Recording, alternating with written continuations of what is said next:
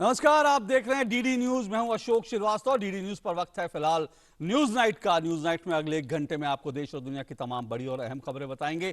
किस तरह से कोरोना को लेकर भारत में लड़ाई चल रही है और भारत में जो लड़ाई चल रही है कोरोना के खिलाफ, जो जंग चल रही है, उसको लेकर भारत जो कर रहा है, और साथ साथ भारत इस पूरे मुद्दे पर जिस तरह से तमाम दुनिया के देशों की मदद कर रहा है, उसको लेकर पूरी दुनिया भारत की वाहवाही कर रही है, भारत की सराहना कर रही है। आज का ये बड़ी खबर है, इस पर आपको विस्तार से बताएंगे भी और इस पर हमारा विशेष फोकस भी होगा। और जैसा मैंने कहा, फोकस इस पर भी होगा कि अब जो कोरोना से लड़ाई है उसमें भारत कहां पहुंचा है। बड़ी खबर आज की ये, फिर एक बार फिर कह सकते हैं, जो संतोष देने वाली खबर है वो ये है कि भारत में अभी भी कम्युनिटी ट्रांसफर जो है वो नहीं, ट्रांसमिशन जो है शुरू नहीं हुआ है। ये भारत के लिहाज से एक बेहतर खबर है। और इसके अलावा देश और दुनिया की और भी तमाम बड़ी और अहम खबरें होंगी। शुरुआत करते हैं सुर्खियों के साथ। स्वास्थ्य मंत्रालय ने कोरोना पर कहा, देश में अभी तक नहीं हुआ है कम्युनिटी ट्रांसमिशन, घबराने की नहीं है जरूरत, जागरूकता और सतर्कता की है आवश्यकता।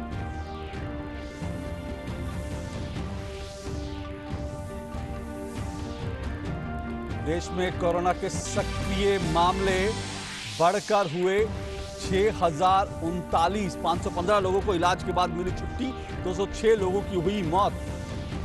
आगामी त्योहारों के मद्देनजर गृह मंत्रालय ने दिया सभी राज्यों, केंद्र शासित प्रदेशों को निर्देश। कहा, कोविड-19 से लड़ने के लिए लॉकडाउन का कड़ाई से करें अनुपालन और किसी भी प्रकार के सामाजिक धार्मिक सभा और जुलूस की न दे अनुमति। सोशल मीडिया पर निगरानी बढ़ाने के लिए कहा। केंद्र ने दिया आश्वासन, भारत के पास है हाइड्रोक्लोरोक्विन दवा की पर्याप्त भंडार। भारत ने अपनी जरूरत के लिए पर्याप्त मात्रा में रखने के बाद ही निर्यात का लिया निर्णय। कहा, घरेलू आवश्यकता के लिए N95 मास्क और PPE की नहीं है देश में कोई कमी। पीएमओ ने की कोविड-19 से निपटने की दिशा में 11 अधिकार प्राप्त समूहों के प्रयासों की समीक्षा। आवश्यक वस्तुओं की उपलब्धता की आपूर्ति चेन, लॉजिस्टिक प्रबंधन जैसे मुद्दों पर हुई चर्चा। क्षेत्रीय भाषाओं में कोविड-19 के बारे में जानकारी आम लोगों तक पहुंचाने पर दिया जोर।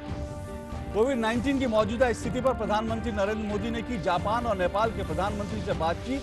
इससे पहले प्रधानमंत्री ने की ब्राजील के राष्ट्रपति और इजराइल के प्रधानमंत्री से भी चर्चा। कहा, कोविड-19 महामारी के खिलाफ लड़ाई में योगदान देने के लिए भारत है प्रतिबद्ध। देश भर में कोविड-19 के कारण उत्पन्न स्थिति की समीक्षा और निगरानी के लिए केंद्रीय स्वास्थ्य मंत्री डॉक्टर हर्षवर्धन ने राज्यों के स्वास्थ्य मंत्रियों के साथ वीडियो कॉन्फ्रेंसिंग की। कहा, कोरोना से निपटने के लिए राज्यों को 4100 करोड़ रुपए किए गए हैं जारी।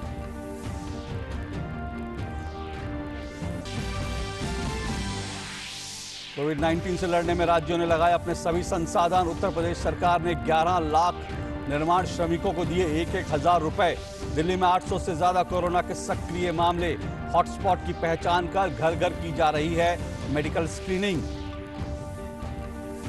कोरोना के बढ़ते मामलों के मद्देनजर पंजाब ने 1 मई तक बढ़ाया लॉकडाउन। मध्य प्रदेश में कोरोना के खिलाफ लड़ाई में भाजपा विधायक देंगे 1 साल तक 30% वेतन। और दुनिया भर में कोरोना से 97,000 से ज्यादा लोगों की मौत। संक्रमित लोगों का आंकड़ा हुआ 16 लाख के पार। अमेरिका, स्पेन और इटली में मरीजों की संख्या में वृद्धि जारी।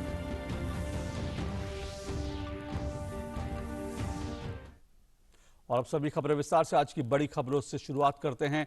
कोरोना के वैश्विक संकट के बीच भारत वसुधैव कुटुंबकम की अपनी सांस्कृतिक परंपरा और नीति पर अडिगता के साथ खड़ा हुआ है, जिसको लेकर पूरे विश्व में भारत की सराहना हो रही है, प्रशंसा हो रही है। आज भी प्रधानमंत्री नरेंद्र मोदी ने जापान और नेपाल के प्रधानमंत्रियों से फोन पर बातचीत की। इससे पहले प्रधानमंत्री नरेंद्र मोदी ने ब्राजील के राष्ट्रपति और इजराइल के प्रधानमंत्री से भी चर्चा की थी। और इस चर्चा के बाद प्रधानमंत्री ने कहा कि कोविड-19 महामारी के खिलाफ लड़ाई में योगदान देने के लिए भारत प्रतिबद्ध है और भारत अपने मित्र देशों की पूरी सहायता करेगा। कोविड-19 से निपटने के लिए भारत के वैश्विक और मानवीय दृष्टिकोण के लिए विश्व के कई देशों की ओर से भारत का आभार व्यक्त करने का एक और बड़ा दिन। इजराइल के प्रधानमंत्री बेंजामिन नेतन्याहू ने हाइड्रोक्सी क्लोरोक्विन की आपूर्ति करने के अपने फैसले के लिए प्रधानमंत्री नरेंद्र मोदी को धन्यवाद दिया। उन्होंने लिखा कि मेरे प्रिय मित्र नरेंद्र मोदी, हाइड्रोक्सी क्लोरोक्विन भेजने के लिए आपका धन्यवाद। इजराइल के सभी नागरिकों की ओर से आभार।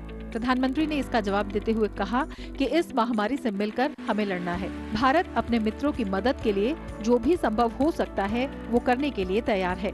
इजराइल के लोगों की सलामती और अच्छे स्वास्थ्य के लिए प्रार्थना। प्रधानमंत्री ने नेपाल के अपने समकक्ष केपी शर्मा ओली से कोविड-19 की स्थिति पर चर्चा की। प्रधानमंत्री ने ट्वीट कर कहा कि नेपाल के प्रधानमंत्री केपी शर्मा ओली से हमने कोविड-19 के कारण मौजूदा स्थिति पर चर्चा की। मैं इस चुनौती से निपटने के लिए नेपाल के लोगों के दृढ़ संकल्प की सराहना करता हूं।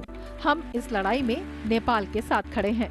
प्रधानमंत्री नरेंद्र मोदी ने अपने जापानी समकक्ष शिंजो आबे के साथ कोरोना वायरस पर भी चर्चा की। उन्होंने कहा कि भारत जापान विशेष रणनीति और वैश्विक साझेदारी कोविड-19 से निपटने के लिए नई तकनीक को विकसित कर सकते हैं। मित्र जापान के पीएम शिंजो आबे के साथ कोविड-19 के बारे में अच्छी चर्चा हुई। भारत जापान विशेष रणनीति और वैश्विक साझेदारी कोविड-19 का समाधान निकालने में मददगार साबित हो सकता है, जो हमारे लोगों, भारत प्रशांत और विश्व के लिए लाभकारी होगा। ब्राजील के राष्ट्रपति ने भी कोविड-19 के रोगियों के इलाज के लिए हाइड्रोक्सी क्लोरोक्विन के उत्पादन को जारी रखने के लिए कच्चे माल की आपूर्ति के लिए पीएम नरेंद्र मोदी को धन्यवाद दिया। इसके जवाब में पीएम मोदी ने कहा, भारत ब्राजील की साझेदारी इन चुनौतीपूर्ण समय में पहले से कहीं ज्यादा मजबूत है। भारत इस महामारी के खिलाफ मानवता की लड़ाई में योगदान देने के लिए प्रतिबद्ध है। अमेरिकी राष्ट्रपति डोनाल्ड ट्रंप द्वारा अमेरिका को हाइड्रोक्सी क्लोरोक्विन भेजने के लिए पीएम मोदी का धन्यवाद करने के जवाब में प्रधानमंत्री नरेंद्र मोदी ने कहा कि ऐसे समय दोस्तों को करीब लाते हैं। आपसे पूरी तरह सहमत हूँ। ऐसे समय मित्रों को करीब लाते हैं। भारत अमेरिका की साझेदारी पहले से कहीं ज्यादा मजबूत हुई है। कोविड-19 के खिलाफ भारत हर संभव मदद का प्रयास करेगा। हम इसे एक साथ मिलकर जीतेंगे। इससे पहले डोनाल्ड ट्रंप ने कहा था कि असाधारण समय में मित्रों के बीच घनिष्ठ सहयोग की भी आवश्यकता होती है। हाइड्रोक्सी क्लोरोक्विन भेजने के लिए भारत और वहां की जनता का आभार। इस लड़ाई में न केवल भारत बल्कि मानवता की मदद करने में आपके मजबूत नेतृत्व के लिए प्रधानमंत्री नरेंद्र मोदी को धन्यवाद। विदेश मंत्रालय ने स्पष्ट किया कि हाइड्रोक्सी क्लोरोक्विन के लिए कई देशों द्वारा किए गए अनुरोधों के मद्देनजर सरकार ने अपने बफर स्टॉक की समीक्षा की और दवाई के निर्यात का फैसला किया।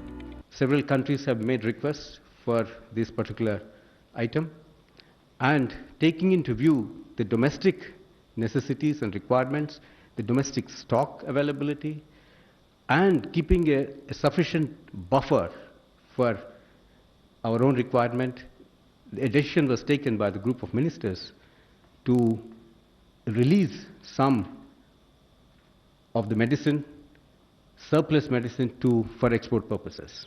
The domestic requirement and necessity will be a priority for the government. प्रधानमंत्री नरेंद्र मोदी के नेतृत्व में भारत कोविड-19 से निपटने के लिए क्षेत्रीय और वैश्विक सहयोग में अग्रणी भूमिका निभा रहा है।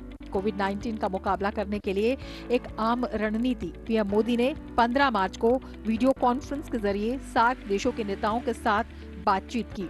कोविड-19 का मुकाबला करने के लिए एक आम रणनीति के तहत पीएम मोदी ने 15 मार्च को वीडियो कॉन्फ्रेंस के जरिए सार्क देशों के नेताओं के साथ बातचीत की। पीएम मोदी ने सदस्य देशों से स्वैच्छिक योगदान के आधार पर आपातकाल निधि का प्रस्ताव रखा था।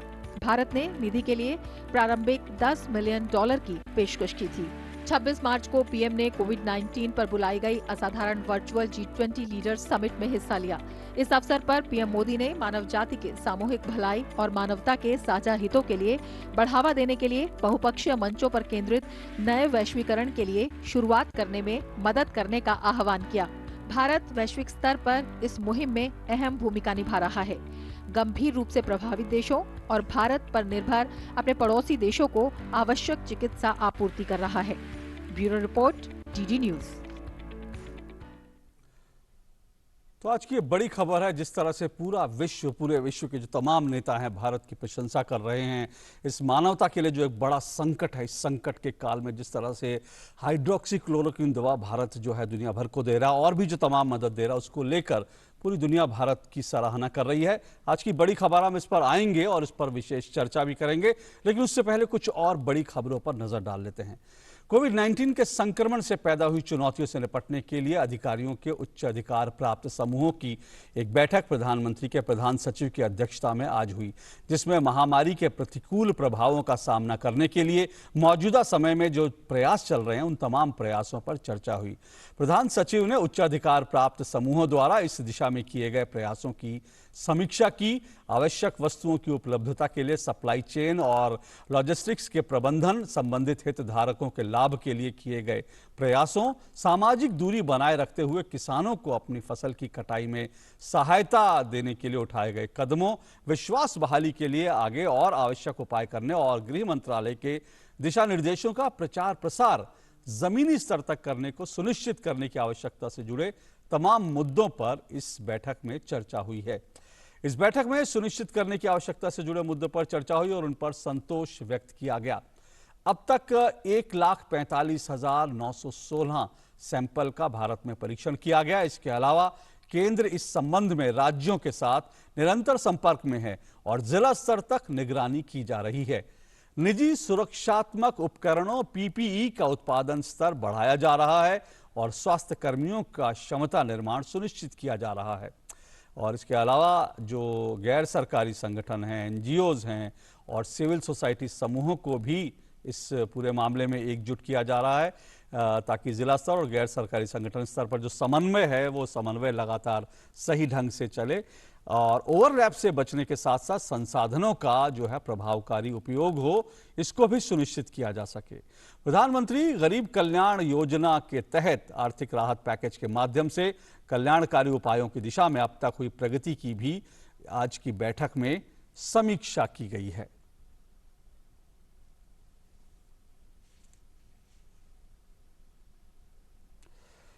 तो आज की बैठक ये बेहद अहम थी, जो तमाम चीज़ें चल रही हैं और उसको किस तरह से ज़मीनी स्तर पर पहुंचाया जा रहा है, समन्वय किस तरह से हो रहा है, उसको लेकर के ये पूरी बैठक की गई।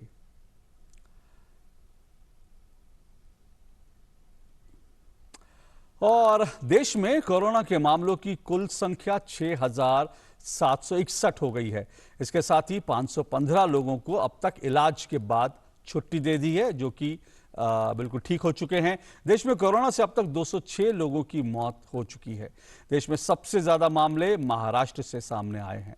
स्वास्थ्य मंत्रालय ने आज कहा कि देश में कोविड-19 का अब तक सामुदायिक प्रसार जो है नहीं हुआ है, लेकिन संक्रमण को देखते हुए सतर्क रहने की जरूरत है। जहां सामुदायिक प्रसार जो है, कम्युनिटी ट्रांसमिशन नहीं हुआ है, लेकिन सतर्क रहने की जरूरत है। संक्रमण को देखते हुए सतर्क रहने की जरूरत है। संयुक्त सचिव ने कहा कि गुरुवार को 16,000 से ज्यादा यानी 16,002 टेस्ट किए गए, जिनमें से सिर्फ 2% लोग ही कोरोना पॉजिटिव पाए गए हैं। स्वास्थ्य मंत्रालय ने कहा कि हाइड्रोक्सीक्लोरोक्विन की पर्याप्त मात्रा में दवाई देश में उपलब्ध है। उन्होंने कहा कि देश में हाइड्रोक्सीक्लोरोक्विन की 3,28,00,000 टैबलेट उपलब्ध हैं। देश में फिलहाल 146 सरकारी लैब जबकि 67 निजी लैब में कोविड-19 की टेस्टिंग की इजाजत दी गई है। इसके साथ ही गृह मंत्रालय ने राज्यों को लॉकडाउन के दौरान धार्मिक आयोजनों का कड़ाई से रोकने के निर्देश दिए गए हैं। मंत्रालय के प्रवक्ता ने कहा कि 1 करोड़ से अधिक पलायन कर चुके दिहाड़ी मजदूरों के लिए अलग अलग आश्रय स्थल में राज्य प्रशासन और एनजीओ द्वारा खाना मुहैया कराया जा रहा है। तो गृह मंत्रालय के जो दिशा निर्देश हैं, खासकर ये देखते हुए कि अगले कुछ दिनों में कई जो हैं धार्मिक जो हैं वो पर्व हैं और इसीलिए ये निर्देश दिया गया है कि इस तरह के जो धार्मिक आयोजन है जहां पर लोग जुटते हैं वो लोग ना जुटे। इस बीच केंद्रीय गृह मंत्रालय ने सभी राज्यों और केंद्र शासित प्रदेशों को जो है दिशा निर्देश दिए हैं केंद्रीय गृह मंत्रालय ने, और कानून व्यवस्था, अमन और सार्वजनिक शांति बनाए रखने के लिए आवश्यक कदम उठाए जाएं, ऐसा निर्देश दिया गया है। किसी भी आपत्तिजनक सामग्री के प्रसार को अंकुश में रखने के लिए सोशल मीडिया पर पैनी निगाह रखी जा रही है। ये भी कहा गया है सार्वजनिक प्राधिकरण, सामाजिक धार्मिक संगठनों, नागरिकों के ध्यान में लाने के लिए जो जरूरी चीजें हैं वो लगातार नीचे तक पहुंचाई जाएं, उसको लेकर जो है उसका प्रचार प्रसार किए जाने की जरूरत है। ये भी स्वास्थ्य मंत्रालय ने कहा है। और केंद्रीय स्वास्थ्य मंत्री डॉक्टर हर्षवर्धन ने कोरोना वायरस से देश भर में उत्पन्न हुए हालात की वीडियो कॉन्फ्रेंसिंग के जरिए राज्यों के स्वास्थ्य मंत्रियों के साथ समीक्षा की। उन्होंने कहा कि कोरोना संकट के मद्देनजर राज्य सरकारों को 4100 करोड़ रुपए जारी किए गए हैं। विशेष रूप से सुविधाओं को और ज्यादा स्ट्रेंथन करने की दृष्टि से कोविड के खिलाफ लड़ाई को और मजबूत करने के लिए 15,000 करोड़ रुपए का एक हेल्थ डिपार्टमेंट के लिए पैकेज उसकी घोषणा की थी। मैं ये आपको बताना चाहता हूं कि उसमें से 4,100 करोड़ रुपया ऑलरेडी हम सभी स्टेट्स को रिलीज कर चुके हैं। पैसे के कारण किसी भी प्रकार से कोविड के खिलाफ जो हमारी जंग है उसमें कोई कमी नहीं आनी चाहिए, ऐसा हमारे प्रधानमंत्री जी की भी इच्छा भी है, उनका निर्देश भी है और उसके अनुरूप उन्होंने हमें हेल्थ डिपार्टमेंट को सहायता भी की है। स्वास्थ्य मंत्री डॉक्टर हर्षवर्धन ने कहा कि हॉटस्पॉट से निपटने और लॉकडाउन के पालन के लिए स्वास्थ्य मंत्रालय ने एडवाइजरी जारी की है। काफी हद तक स्थिति को कंट्रोल करने में सफल हुए हैं। कुछ स्टेट्स के अंदर जरूर बीमारी थोड़ा सा असाधारण गति से आगे बढ़ रही है, लेकिन अभी लॉकडाउन के हम तीसरे सप्ताह में हैं। साधारणतः जो एपिडेमियोलॉजिस्ट का भी कहना है कि 2 से 4 सप्ताह तो इसके कर्व को फ्लैट होने में नॉर्मली भी लगता है। इसलिए हम जरा भी धैर्य को ना खोएं, परिश्रम के में कोई कमी ना रखें। जो टेक्निकल एंगल से जितने भी हमारे इनपुट्स हो सकते हैं उसको गहराई से हम करें, हर विषय पर पैनी निगाह रखें। और अब जबकि देश के अंदर स्वास्थ्य मंत्रालय, एनसीडीसी और सब प्रकार के एक्सपर्ट्स के माध्यम से हॉटस्पॉट्स को लोकेट कर दिया गया है, लेबल कर दिया गया है, उनके लिए स्ट्रैटेजीज डिफाइन कर दी गई हैं। डॉक्टर हर्षवर्धन ने कहा कि कोरोना वायरस से बचाव के लिए घर में बने मास्क का भी उपयोग किया जा सकता है। होम मेड फेस कवर के बारे में बहुत सारी बातचीत हुई है। इसके बारे में भी अपने अपने स्टेट्स में लोगों को हम स्पष्टता करें कि हर एक व्यक्ति को सर्जिकल मास्क लगाने की कोई आवश्यकता नहीं है, लेकिन अगर हम अपने मुंह को कपड़े से, रुमाल से, घर के बने मास्क से या किसी भी इंडिजिनस मास्क से कवर करके रखते हैं बाहर जाते समय, तो ये निश्चित रूप से आज के माहौल में उनको कोविड से सुरक्षा प्रदान कर सकता है। तो कोरोना को लेकर जो भारत में जो लड़ाई है वो कहां तक पहुंची है और किस तरह से आगे की जो है स्थिति दिख रही है, खास करके ये देखते हुए कि भारत में अभी तक भी कम्युनिटी ट्रांसमिशन नहीं हुआ है, क्या भारत के लिए वाकई अभी संतोष की बात है और इसके साथ साथ चुनौतियां अभी क्या, इन सब पर हम बातचीत करेंगे। लेकिन वक्त फिलहाल एक छोटे से ब्रेक का है, देखते रहिए डीडी न्यूज।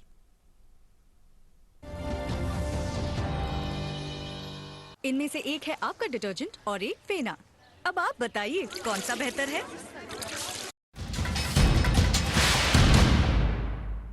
यदि आपको खांसी, बुखार, सांस लेने में तकलीफ जैसे लक्षण नहीं हैं, तो कोविड-19 की जांच की जरूरत नहीं है। यदि ये लक्षण आप में हैं और आपने हाल में किसी कोविड-19 प्रभावित देश की यात्रा की है, तो जांच जरूर करा लें।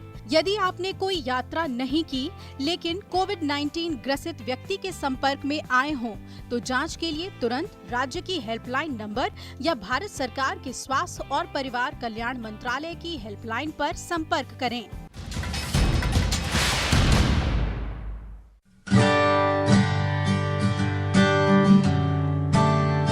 तो सोशल डिस्टेंसिंग का ये मतलब है कि हम सोशल एक्टिविटीज़ हैं, जैसे क्राउड्स जहाँ पे इकट्ठे होते हैं, पार्टीज़ हैं, मॉल्स हैं, सिनेमा हॉल्स हैं, वहाँ पे ना जाएं। Avoid all non essential social activities. उसके अलावा अगर हम कहीं जाते हैं तो हम बिटवीन ईच अदर हम 1-1.5 मीटर का डिस्टेंस जो है वो रखें, जिससे हम अगर किसी से हमें इन्फेक्शन ना हो और हम किसी को इन्फेक्शन ना रहे। तो social distancing is basically to avoid social activities and maintain a distance of around 1 meter अगर हम किसी सोशल फंक्शन में जाते हैं। एक नया टर्म और है क्वारंटाइन। क्वारंटाइन का ये मतलब है कि अगर हमें किसी को हाई इंडेक्स ऑफ सस्पिशन है क्योंकि वो ऐसी जगह से आया है जहाँ पे ये आउटब्रेक हो रहा है, या फिर किसी पेशेंट के क्लोज कॉन्टैक्ट में है जो पॉजिटिव है, अभी उनको उसको कोई लक्षण नहीं है, एसिम्प्टोमेटिक है, तो हम ये कहते हैं कि जिससे आपको अभी इंक्यूबेशन पीरियड में आप हो सकता है कि आपको इन्फेक्शन है और बाद में उसके लक्षण आए, तो उस टाइम के लिए आप घर पे रहें या ऐसी फैसिलिटी में रहें जिससे आप इन्फेक्शन और लोगों को ना स्प्रेड कर पाए। And that is basically 14 days, because इसका इंक्यूबेशन पीरियड इज रफली मेनली बिटवीन 5 to 7 डेज। उसका हम डबल कर लेते हैं क्योंकि अगर कुछ एक्स्ट्रा टाइम के लिए तो 2 हफ्ते के लिए ये हम एडवाइस करते हैं कि आप खुद घर में रहें, लोगों से कम मिलें, रेगुलर हैंड वॉशिंग करें, जिससे अगर बाय चांस आपको इन्फेक्शन है तो आप औरों को ये दे नहीं पाओ।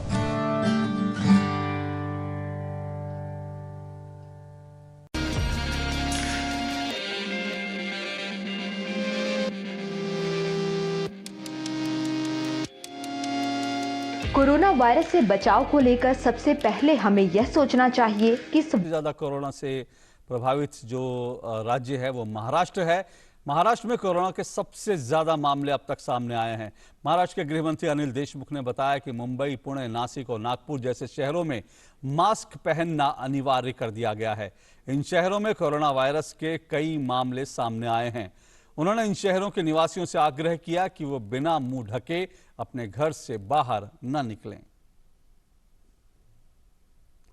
उधर मध्य प्रदेश की बात करें तो मध्य प्रदेश में कोरोना का कहर जो है वहां भी जारी है। राज्य में कोरोना से सबसे ज्यादा प्रभावित इंदौर और भोपाल हैं। मुख्यमंत्री शिवराज सिंह चौहान ने इंदौर, भोपाल और उज्जैन को पूरी तरह से सील करने का आदेश दिया है।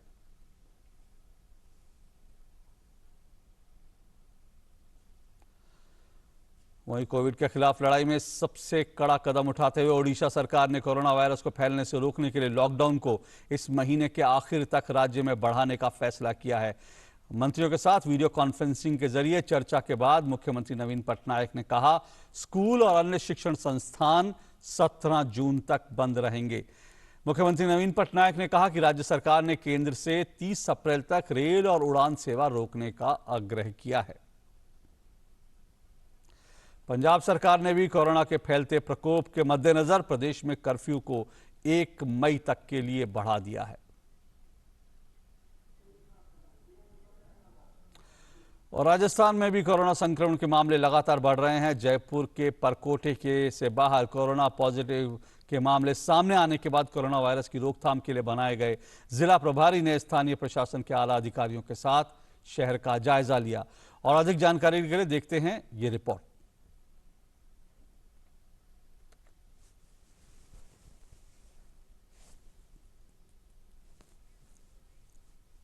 राजस्थान में कोविड-19 पॉजिटिव के मामले लगातार बढ़ रहे हैं। जहां तक जयपुर शहर का सवाल है, जयपुर शहर के अंदर भी आज जो है कोविड पॉजिटिव के 15 मामले सामने आए हैं। लेकिन चुनौती यह है कि इस परकोटे क्षेत्र से बाहर निकलकर कोविड-19 के केसेस सामने आ रहे हैं। वो धीरे धीरे एक अपने आप में बड़ा चैलेंज है।